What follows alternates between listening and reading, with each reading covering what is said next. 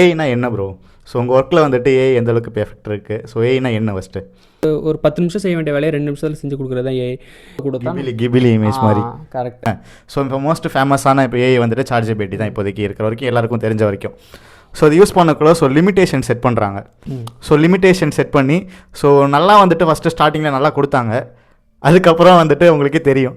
So ஒரு 5 image generate பண்ண முன்னாடி 10 இமேஜ் ஜென்ரேட் பண்ண முடியுமா, அடுத்து 4 இமேஜ் தான் ஜென்ரேட் பண்ண முடியும்.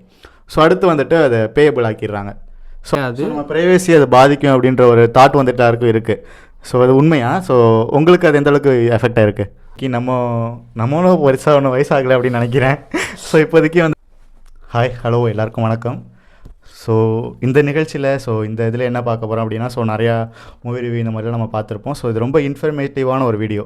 ஸோ யாருக்கு அப்படின்னா இப்போ வேலை தேடிட்டு இருக்கிற யங்ஸ்டர்ஸ்க்கோ ஸ்டூடெண்ட்ஸ்க்கோ எல்லாருக்குமே வந்துட்டு இது ரொம்ப நம்ம இப்போதைக்கு யூஸ் பண்ணிகிட்ருப்போம்.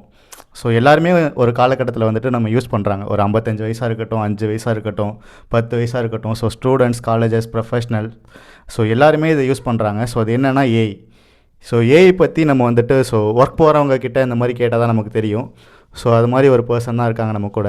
ஸோ அவங்கள பற்றி கேட்டுட்டு ஏஐ பற்றி என்ன அப்படின்றத நம்ம பார்க்கலாம். ஸோ ஏஐனா என்ன, ஏஐ எப்படி யூஸ் ஆகுது, எல்லாமே நம்ம இப்போ தெரிஞ்சுக்கலாம். ஸோ அவங்களுக்கு தெரிஞ்சதை அவங்க ஷேர் பண்ணுவாங்க. ஸோ அவங்க முன்னாடி அவங்க பேர் என்னன்னு கேட்டுட்டு நம்ம ஷேர் பண்ணிக்கலாம். ப்ரோ உங்கள் பேர் என்ன ப்ரோ?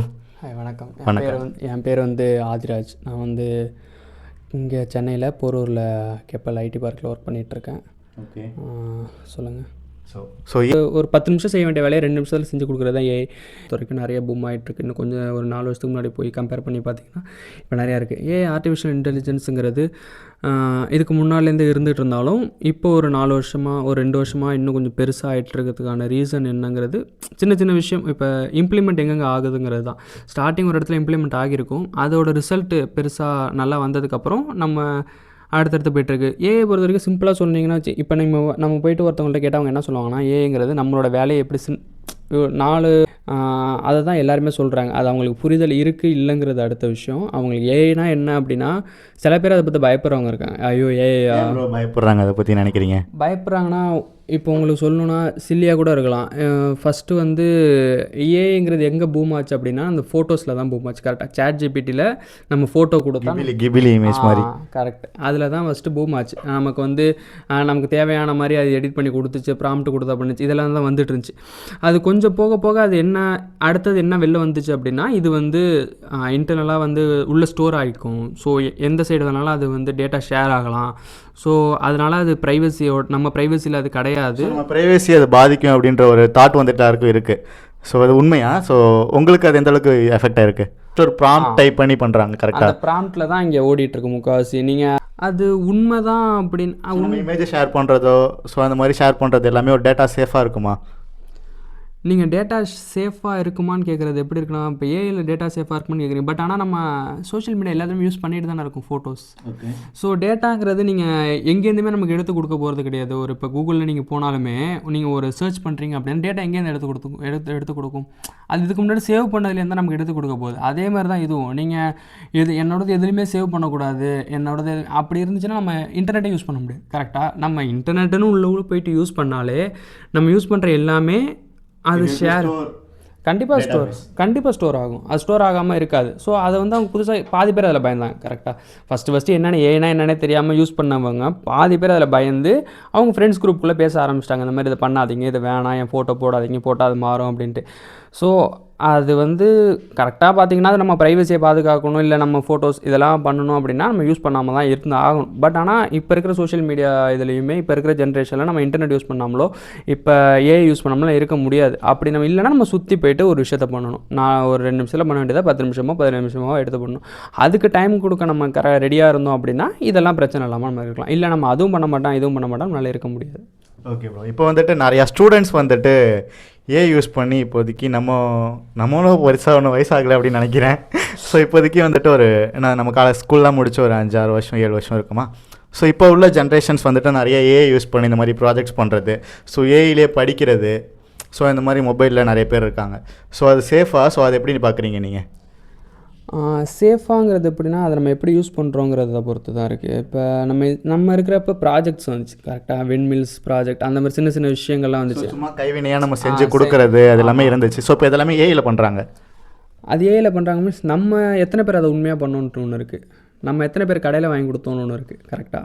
அது வாங்கி கொடுத்தாலும் இட் வில் பி ஹேண்ட்மேட். அது ஓகே, பட் ஆனால் நம்ம செய்யலைல்ல. இப்போ ஒரு நம்ம ப்ராஜெக்ட்ஸ்னு எதுக்கு கொடுக்குறாங்க, அது வந்து உங்களோட யோசனையிலையும் உங்களோட ஐடியாஸ் மூலயமா பண்ணணுன்ட்டு தான். பட் ஆனால் இது என்ன பண்ண ஆரம்பிச்சிட்டாங்கன்னா, காசு இருக்கிறவன் கையில் பண்ணல, அதாவது காசு இல்லாதவன் கையில் பண்ணான். ஓகேவா, என்னால் போய்ட்டு ஒரு 30 ரூபா கொடுத்து அந்த பொருளை வாங்க முடியாது, அதுக்கு பதிலாக என்கிட்ட இருக்கிற பொருளை வச்சு நான் வீட்டிலே பண்ணிக்கிறவன் பண்ணான். பட் ஆனால் கடையில் போய் கொடுத்தீங்கன்னா ஸ்டிக்கர் ஒட்டி இல்லாமல் இன்ட்ரெஸ்ட் இருக்கிறவங்க காசு இருந்தாலும் கையில் பண்ணுறாங்க. அது இப்போ ஒரு ஃபீல்டில் எனக்கு எலக்ட்ரிக்கல் அந்த ஃபீல்டில் எனக்கு இன்ட்ரெஸ்ட் இருக்குது, மோட்டார்ஸ் ஃபீல்டில் இன்ட்ரெஸ்ட் இருக்கிறவன் அவன் தனியாக பண்ணுவாங்க. பட் ஆனால் இல்லாதவன் என்ன பண்ணுவான், கடையில் போய்ட்டு கலர் அந்த ஒரு போர்டு இருக்கட்டும் எப்படி இருக்குன்னு பார்த்தீங்கன்னா கலராக ஸ்டிக்கர் ஒட்டி இருக்கும், லைட் எரியும், ஒரு அந்த பால் மூதை கொண்டு டிஃப்ரெண்ட்டாக இருக்கும். இப்போ நீங்கள் ஸ்கூலில் போய் ப்ரெசென்ட் பண்ணும்போது எப்படி இருக்கும், அவங்களுக்கு அதிக மார்க் வரும், கையில் செஞ்சவங்களுக்கு கம்மி மார்க் வரும். யாருமே நீங்கள் கையில் பண்ணியிருக்கீங்க உங்களுக்கு எக்ஸ்ட்ரா மார்க் போடணும் நாங்கள் யாரும் போடல. நிறைய பேர் ப்ரெசன்டேஷன் எப்படி இருந்துச்சுன்னு தான் பார்த்தாங்களே தவிர கையில் பண்ணாங்களா கடையில் வாங்கினாங்களாங்கிறது யாருமே அதை பற்றி பேசலை. ஸோ அதே தான் அதோட அடுத்த டெவலப்மெண்ட்டாக இந்த இடத்துல வந்திருக்கு. ஒரு சின்ன விஷயத்த நம்ம ஃப்யூச்சர் டெவலப் ஆகிருக்கா இல்லை எப்படி, டெக்னாலஜி டெவலப் ஆகிருக்கா எப்படி? டெக்னாலஜி எல்லாம் டெவலப் ஆகிருக்கு, ஸ்டூடெண்ட்ஸ் டெவலப் பண்ணாங்களான்னு கேட்டால் கொஷின் மார்க் தான். ஓகேவா, அது வந்து நீங்கள் அதுவுமே யோசிக்காமல் ஜஸ்ட் ஒரு ப்ராம்ப்ட் டைப் பண்ணி பண்ணுறாங்க கரெக்டாக. அந்த ப்ராம்ப்டில் தான் இங்கே ஓடிட்டுருக்கு முக்கால்வாசி. நீங்கள் பாதி பேர் வந்து எல்லாத்தையுமே யோசிச்சு தெரியாத விஷயத்தை மட்டும் ஏஐயில் போட்டு எடுத்து பண்ணுறவங்க இருக்காங்க ஒரு ப்ராஜெக்ட். அப்படி பண்ணுறதுனால இங்கே எந்த பிரச்சனையுமே இருக்க போகிறது கிடையாது. ஏன்னா நம்ம கூகுளையும் போய் சர்ச் தான் பண்ண போகிறோம், அதோட எக்ஸாக்டாக இன்னும் கொஞ்சம் ஃபாஸ்ட்டாக இன்னும் டீட்டெயிலிங்காக இங்கே கிடைக்குதுங்கிறப்ப நம்ம இங்கே தேடி எடுத்துக்கலாம். பட் ஆனால் நீங்கள் மொத்தமாகவே அதில் தேடுறங்கிறப்ப நீங்கள் அதில் என்ன கற்றுக்குறீங்க அப்படி தான். இப்போ எண்ட் ஆஃப் த டே உங்களுக்கு ப்ராஜெக்ட் கொடுக்குறதோ இல்லாட்டி உங்களுக்கு இந்த மாதிரி ஒரு விஷயம் செய்யறது கொடுக்குறதோ எதுக்கு அப்படின்னா உங்கள் நாலேஜ் நீங்கள் படிக்கிற ஃபீல்டில் உங்கள் நாலேஜை க்ரியேட் பண்ணிக்கிறதோ டெவலப் பண்ணிக்கிறதுக்கு தான் உங்களுக்கு கொடுக்குறாங்க உங்கள் மேனேஜ்மெண்ட்லேருந்து. பட் ஆனால் நீங்கள் மொத்தமாகவே ஏஐ ப்ராம்ப்ட் போட்டு எடுத்தீங்க அப்படின்னா அதில் என்ன யூஸ்ன்னு ஒன்று இருக்குல்ல, நீங்கள் கொடுத்துடலாம். சக்ஸஸாக ஒரு கொடுத்தீங்கன்னா அந்த ப்ராஜெக்ட் இது தான், இதோட ரிசல்ட் இது தான் அப்படின்ட்டு கொடுத்துடலாம். பட் ஆனால் அதில் என்ன சக்ஸஸ் இருக்குது நீங்கள் யோசிச்சு பாருங்கள். கால்குலேட்டர்னு ஒன்று இருக்குது. ஓகேவா, நீங்கள் ஸ்கூல் படிக்கும்போது ஃபஸ்ட் ஸ்டாண்டர்டு குழந்தைங்க போய்ட்டு கால்குலேட்டர் 1+1 2ன்னு சொல்லிக் கொடுக்காம இந்த பட்டன் அழுத்து 1+1 இது 2 இதான் வருது அப்படின்னு அதுக்கு மட்டும் சொன்னால் ஃப்யூச்சரில் அது எப்படி நாலேஜ் தானாக ஒரு இடத்துல போகிறப்ப அது எப்படி கற்றுக்கும், திருப்பி அந்த கால்குலேட்டர் தான் தேடும். அதேமாதிரி இந்த பசங்க நம்ம இதில் ஏஐயில் போட்டு எடுத்துகிட்டே இருந்தாங்க அப்படின்னா நாளைக்கு ஜென்ரலாக எப்படி ஒரு விஷயம் பொதுவாக யோசிச்சு பண்ணுவாங்க. ஸோ எந்த வேலை நம்ம ஈஸியாக நம்ம போகிறோமோ அந்த வேலை தான் எல்லாருமே போவாங்கன்றீங்க, ஈஸியாக கிடைக்குதோ அந்த வேலை தான் போவாங்கன்றீங்க. ஓகே, இப்போ சொல்கிறது வரைக்கும் எனக்கு புரியுது. பட் இப்போ வந்துட்டு நீங்கள் ஒரு இமேஜ்லேயோ சார்ஜிபிடிலையோ ஏதோ யூஸ் பண்ணுறீங்க அப்படின்னு வச்சுக்கோங்களேன். ஸோ இப்போ மோஸ்ட் ஃபேமஸான இப்போ ஏஐ வந்துட்டு சார்ஜிபிடி தான் இப்போதைக்கு இருக்கிற வரைக்கும் எல்லாருக்கும் தெரிஞ்ச வரைக்கும். ஸோ அது யூஸ் பண்ணக்குள்ள ஸோ லிமிட்டேஷன் செட் பண்ணுறாங்க. ஸோ லிமிட்டேஷன் செட் பண்ணி ஸோ நல்லா வந்துட்டு ஃபஸ்ட்டு ஸ்டார்டிங்கில் நல்லா கொடுத்தாங்க, அதுக்கப்புறம் வந்துட்டு உங்களுக்கே தெரியும். ஸோ ஒரு 5 இமேஜ் ஜென்ரேட் பண்ண முன்னாடி 10 இமேஜ் ஜென்ரேட் பண்ண முடியுமா, அடுத்து 4 இமேஜ் தான் ஜென்ரேட் பண்ண முடியும். ஸோ அடுத்து வந்துட்டு அதை பேயபிள் ஆக்கிடுறாங்க. ஸோ அதை எப்படி பார்க்குறீங்க? ஸோ அது ஒரு பிஸ்னஸ் ட்ரிக் தான், எல்லாருக்குமே இப்போ தெரிஞ்சது தான். ஸோ வந்துட்டு அது பேயபிளாக இருக்குது. ஸோ வர காஸ்ட் எஃபெக்ட் ஜாஸ்தி ஆகுது. ஸோ அது எப்படி இருக்குது? இதுக்கு ஸோ வந்துட்டு ஸ்டூடெண்ட்ஸ் லெவலில் ஓகே, ஸோ பெரிய லெவல் அது இன்வெஸ்ட் பண்ணுறாங்க அப்படின்னா ஸோ அது எப்படி இருக்குது? நீங்களே சொல்கிறீங்களா, பெரிய லெவலுக்கு இன்வெஸ்ட் பண்ணுறாங்கன்னா என்ன பண்ணுவாங்க, கண்டிப்பாக வாங்க தானே போகிறாங்க. ஸோ அதுதான் நம்ம மார்க்கெட்டுக்குள்ளே எப்படி கொண்டு வரோம் அப்படிங்கிறத. இப்போ ஜியோ எடுத்துக்கோங்க, ஸ்டார்டிங்கில் ஃப்ரீ கரெக்டாக. அப்போ இத்தனை வருஷமாக வோடஃபோன், ஏர்டெல், ஐடியா, பிஎஸ்என்எல்ங்கிற இந்த 4 மற்ற இதெல்லாம் இருந்துச்சு, டொக்கோமோ இருந்துச்சு, இதெல்லாம் இருந்துச்சு. இந்த 4 மேஜராக இருந்ததை வந்து அடிச்சுட்டு ஒருத்தன் உள்ளே வரணும்னா எப்படி வரணும், எல்லாரும் யூஸ் பண்ணணும். இப்போ இந்தியாங்கிறது பல கோடி மக்கள் இருக்கிற ஊர், அப்படி இருக்கிறப்ப எல்லாருமே யூஸ் பண்ணணுங்கிறப்ப ஜியோட மார்க்கெட்டிங் ஸ்ட்ராட்டஜி என்னன்னா, எடுத்த 4G வந்துச்சு கரெக்டாக, 3G வரல, ஸ்ட்ரைட்டாக 4G. அப்போ அந்த 4Gக்கு யூஸ் பண்ணணும் மக்கள். இப்போ ஒரு நார்மல் மிடில் கிளாஸ் ஃபேமிலியில் போய்ட்டு நீங்கள் 4G யூஸ் பண்ணுற மொபைல் வச்சுருப்பாங்களாலாம் கேட்டால் டவுட்டு தான். இப்போ அதுக்காக அவங்க கொண்டு வந்தது தான் ஜியோ மொபைல் கரெக்டாக. அப்போ அந்த ஜியோ மொபைலில் காஸ்ட்டும் கம்மி, அவங்க யூஸ் பண்ணுற பட்டன் மாடல்லையும் வந்துச்சு. பட்டன் மாடலில் வரப்போ அதில் 4G யூஸ் பண்ணுறப்ப அவங்க பழகிட்டாங்க, அந்த ஜியோ யூஸ் பண்ண ஆரம்பிச்சிட்டாங்க, ஃப்ரீயாக கொடுத்தாங்க, காஸ்ட் கம்மி, இது எல்லாத்தையும் கொண்டு போய் ஒரு ஸ்டேஜுக்கு மேலே அவங்களையுமே அவங்க டச் ஃபோன் வாங்குறாங்களோ இல்லை இன்னுமே கொஞ்சம் பேர் ஜியோ ஃபோன்ஸ் யூஸ் பண்ணிட்டு தான் இருக்காங்க. அப்படி யூஸ் பண்ணுறப்ப நார்மலாக டச் ஃபோன் வச்சுருந்தவங்க என்ன பண்ணாங்க, 4G வச்சுருந்தவங்க ஃப்ரீயாக சிம் கிடைக்கிறப்ப அதை வாங்கி யூஸ் பண்ண ஆரம்பிச்சிட்டாங்க. ஸோ இதனால் யூசேஜ் அதிகமாகிடுச்சு. யூசேஜ் அதிகமானதுக்கப்புறம் மற்ற கம்பெனிஸோட பெனிஃபிட்ஸும் ஜாஸ்தி ஆகிடுச்சு நமக்கு. நம்மளை இப்போ நான் இங்கே யூஸ் பண்ணிகிட்ருக்கேன்னு வச்சுக்கோங்களேன், 5G யூஸ் பண்ணிகிட்ருக்கேன், 5G ஃப்ரீன்னு சொல்லிட்டாங்க. அதாவது 5G வந்து அன்லிமிட்டட். இப்போ நீங்கள் 4Gயாக மாறிச்சு அப்படின்னா எனக்கு வந்து டேட்டாஸ் காலியாகும். இப்போ நார்மலாக ஒரு 4G யூஸ் பண்ணுறவங்க 319க்கு பண்ணுறாங்க, ஒரு 319க்கு பண்ணுறாங்கன்னா நான் 349க்கோ 399க்கோ தான் பண்ணணும். பண்ணால் மட்டும் தான் எனக்கு அன்லிமிட்டெட். ஓகேவா? இதெல்லாம் வந்து என்ன கட்டாயம் நீ பண்ணி தான் ஆகணும்னு சொல்கிறாங்க. இல்லை என்னால் 1.5 ஜிபிக்கு போட முடியாது. இது நான் காஸ்ட் வேணால் மாறலாம். நான் சொல்கிற கான்செப்ட் என்னன்னா 1.5 ஜிபிக்கு நீங்கள் ரீசார்ஜ் பண்ணோம் அப்படின்னா இதுக்கு அன்லிமிட்டெட் கிடையாது. ஆனால் 5G யூஸ் பண்ணிக்கலாம். இதே நான் 399க்கு 2 GB உள்ளது பண்ணேன்னா எனக்கு அன்லிமிட்டெட். ஸோ இப்போ நான் எதை ப்ரிஃபர் பண்ணுவேன்? அன்லிமிட்டெட் தான் ப்ரிஃபர் பண்ணுவேன். ஆனால் நான் அந்த ஒரு நாளைக்கு ஒரு 2 GB யூஸ் பண்ணுவேன்னா எனக்கு தெரியாது. ஆனால் அன்லிமிட்டெட் தான் ப்ரிஃபர் பண்ணுவேன். ஸோ இது என்னென்னா ஒரு நமக்கே தெரியாமல் உள்ளே வந்து நம்மளை ஃபுல்லுத்திங்குமே பண்ண வச்சிடுறாங்க. இதுதான் வந்து மார்க்கெட்டிங் ஸ்ட்ராட்டஜி ஜியோ பண்ணது. இப்போ வோடஃபோன் வந்து பின்னாடி போயிடுச்சு, நமக்கே தெரியும். இப்போ ஏர்டெல் மட்டும் தான் கிட்டத்தட்ட ஒரு மாதிரி காம்படிஷனாக கொடுத்துட்ருக்கிறது.